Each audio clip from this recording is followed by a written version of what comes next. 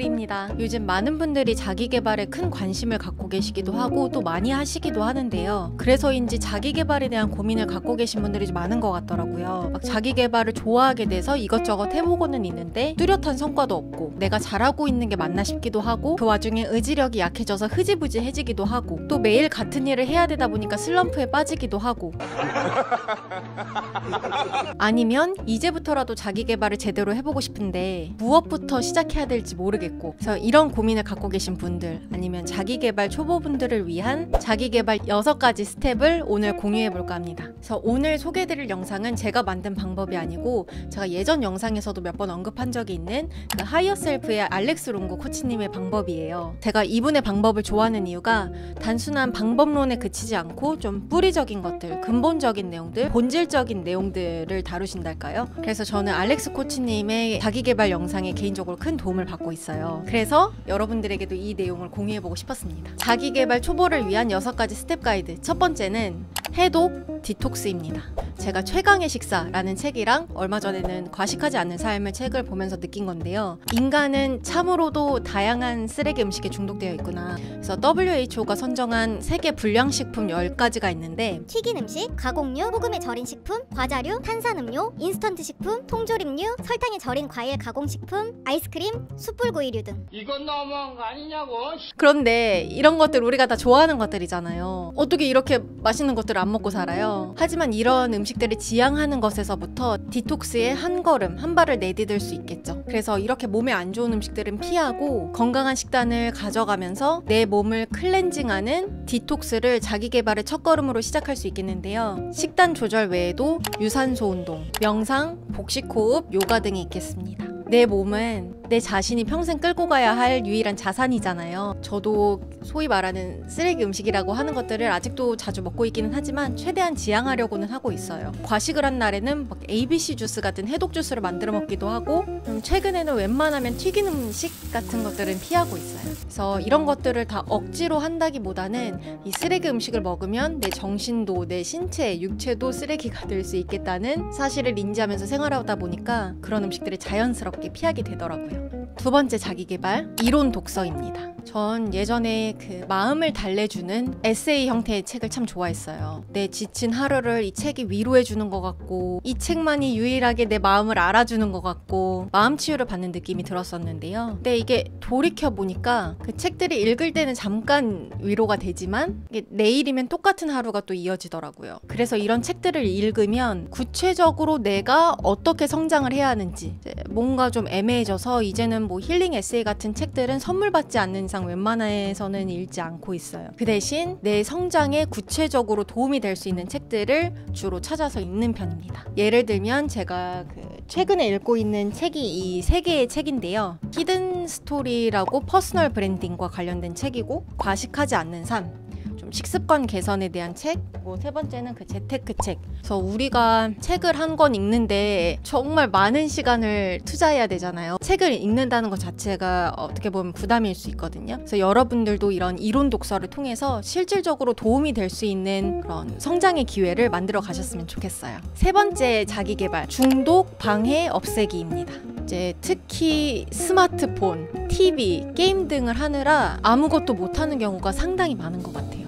여러분들 스마트폰 사용시간 한번 확인해 보시면 깜짝 놀라실 거예요. 하루에 뭐 잠깐 알림 뜨는 거 확인하는 정도인 것 같은데 아마도 3시간 이상은 기본적으로 하고 계실 가능성이 높습니다. 그래서 자기 개발할 시간이 없다고 말하는 것은 말이 되지 않는 이야기라고 생각을 해요. 시간이 없는 게 아니라 여러 방해와 중독에 저당 잡힌 내 시간을 자기개발 시간과 바꿀 의지가 없는 거예요. 내 삶이 이런 중독과 방해로부터 해방되고 좀 정돈이 되고 정리가 되어야지 자기개발할 시간을 확보하고 제대로 시작할 수 있어요. 그래서 실제로 저는 스마트폰 사용을 너무 많이 하는 것 같아서 피처폰이나 효도폰 같은 걸로 바꾸려고 알아보기도 했었는데요. 근데 생각해보니까 막 은행 업무하는 것도 그렇고 파일 주고받는 것도 이렇고 너무 불편할 것 같아서 실제로 구매를 하지는 못했지만 이제 자기 전에 휴대폰을 뭐 침대로 가져가지 않는다든지 인스타그램 알림을 꺼놓는다든지 심지어는 부모님 집으로부터 독립해서 내가 그 누구로부터 방해되지 않는 나만의 공간을 만들어서 뭐 자기 개발을 시작한다든지 그래서 이런 중독과 방해 요소들을 없애니까 자기 개발을 이어나가는데 훨씬 수월하더라고요.